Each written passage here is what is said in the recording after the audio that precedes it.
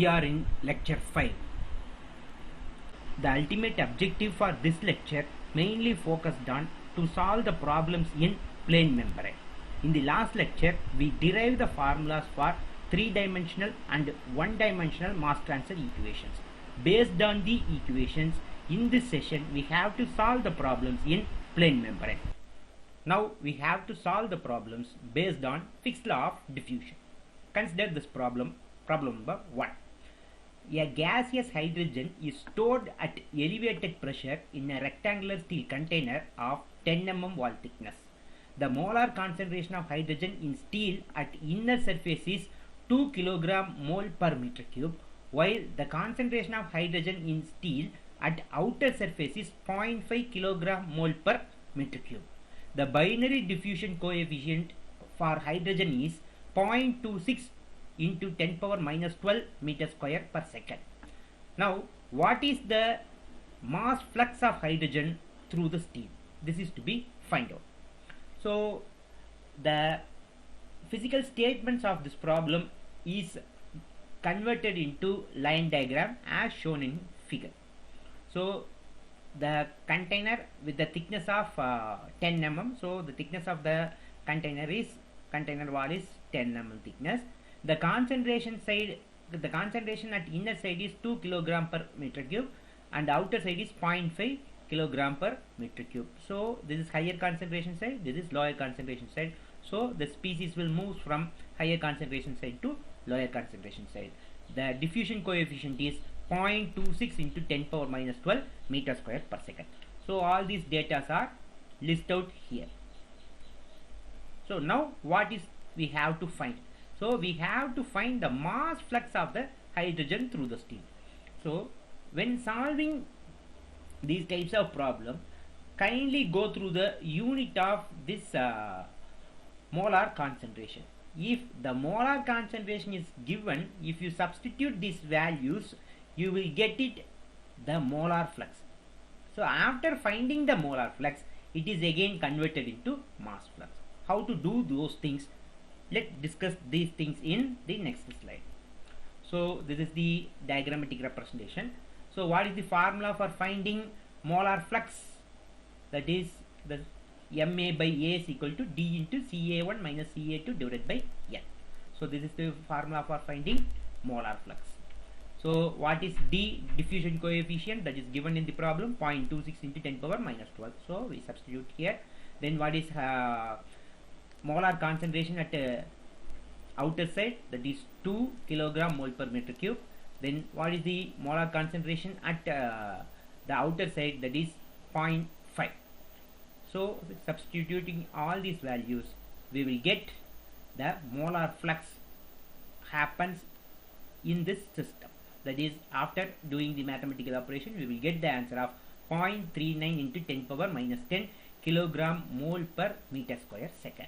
So this is molar flux, but they asked mass flux. So how to convert it into mass flux here means, so mass flux of the hydrogen is calculated by molar flux into molecular weight. So what is the molecular weight of the hydrogen? It is 2. So it is multiplied by 2. We will get the mass flux. So in that way we have to find out. So I instruct all the students, kindly go through the given data, the value of the Ca1 and Ca2. If these values are in kilogram mole per meter cube, you should consider those things are called molar concentration. If those values are in kilogram per meter cube, that is mass concentration. So kindly substitute the values in appropriate unit. You must give more importance to the units of Ca1 and Ca2, then only you can able to find the corresponding mass flux or molar flux. Now we move on to problem number 2. That is, the air is contains in a tire tube of surface area of 0.5 meter square and wall thickness of 10 mm. The pressure of air drops from 2.2 bar to 2.18 bar in a period of 6 days. The solubility of air in the rubber is 0.072 meter cube of air per meter cube of rubber at 1 bar. Determine the diffusivity of air in rubber at the operating temperature of 300 Kelvin if the volume of air in the tube is 0.028 meter cube. Now we have to write the given data for the problem as shown in this slide. The first one, the area of the tire is 0.5 meter square. The wall thickness is considered as 10 mm. Then the initial and final pressures are 2.2 bar and 2.18 bar. Then the time taken for the pressure drop is 6 days. The solubility of air in the rubber is 0.072 meter cube per meter cube of rubber at 1 bar. Then the temperature and volumes are 300 Kelvin and 0.028 meter cube respectively. Now the diagrammatic representation for this problem as shown here. So what they asked to find? They asked to find the diffusivity of air in the rubber. So we have to find the diffusivity coefficient between air and rubber. So what is the formula for finding molar flux or mass flux? Means Ma by A is equal to minus D into Ca2 minus Ca1 divided by L. So as per the given data in this problem, we don't know the mass flux or molar flux. We don't know mass concentration or molar concentration. So we don't know Ma by A, we don't know Ca2 and Ca1. We have to find D. The only known parameter from the given data is the thickness of the wall. So how to solve this problem? So first, in the first step, we have to find the mass flux. Then we have to find the value of Ca2 and Ca1. Then we substitute in this equation and evaluate the diffusivity. Next, we have to find the mass diffusion flux. So the mass diffusion flux means mass flow rate per unit area. So that is called mass diffusion flux. So in this problem, the system contains initial mass of air of certain kg. Then after 6 days, some amount of air goes out. So the mass is reduced. So we have to find how much amount, what is the rate of flow, that is mass flow rate. Then the mass flow rate is divided by the area, that will give the mass flow. So first we have to find what is the mass of air within the tube at the initial condition. So that is find out with the help of characteristic gas equation. So the characteristic gas equation is equal to PV is equal to MRT. So to find the initial mass of air, the characteristic gas equation is rewritten PV is equal to RT. Then we substitute all the corresponding values given in the given data. We will get the initial mass of air. Similarly, we have to find the final mass of air. Here the only difference is the final pressure. We have to substitute here and we find out the final mass of air in the tube after 6 days. Now this is the initial mass, this is final mass. Now we have to find what is the mass of air escaped from the tire or tube from the 6 days. So if you find subtract Mi minus Mf, so that will give the value of 0.00061. So that is the mass of air escaped. But this is mass, but we are in need of mass flux, that is mass flow rate per unit area. So this value is divided by area and time. So we have to do that thing, that is this mass is divided by time and area. So what is the time? This process happens at 6 days. So 6 into 24 into 3600, that will convert the entire 6 days into seconds. Then what is the area? That is 0.5. If you do the mathematical operation, then we will find out the mass flux for this problem, that is 0.35 into 10 power minus 9 kilogram second per meter square. So in this equation, now we know the value of Ma, that is mass flux. We already know the thickness of the tire, that is 10 mm. So now we find Ca2 and Ca1 means, then we can able to find the diffusion coefficient. Next we move on to finding the mean operating pressure. So the initial pressure plus final pressure divided by 2, that will give the mean operating pressure. After finding the mean operating pressure, we have to find the solubility of air. So solubility of air describes the volume of air that is diffusing through the tire.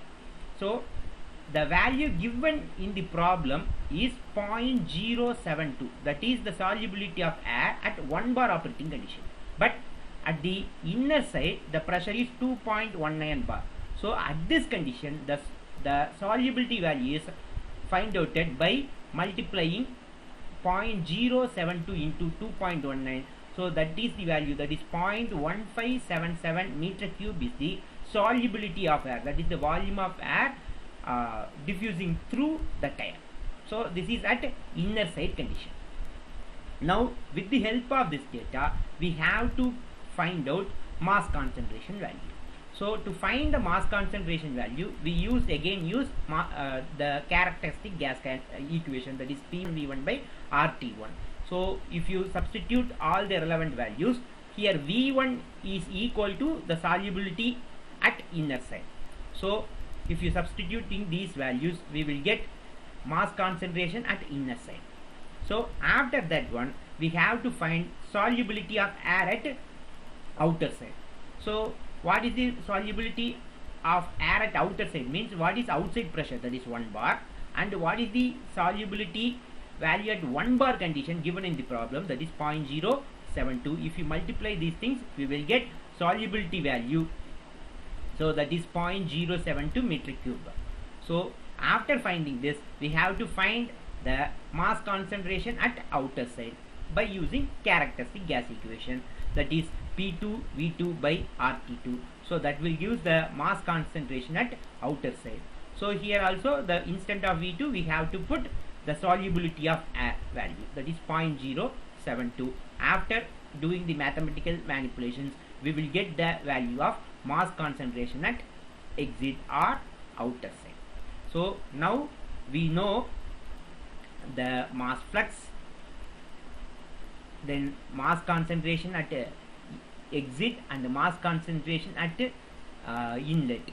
So if you substitute all the values, then we can find the diffusion coefficient. So to find the diffusion coefficient, the mass flux value is substituted here, then Ca1 and Ca2 values are substituted here, and the thickness is 10 mm, that is 0.01 meter. So that will use the value of diffusion coefficient of 0.74 into 10 power minus 10 meter square per second. So now we come to the end of problem 2. So in this problem, we are finding the diffusion coefficient value.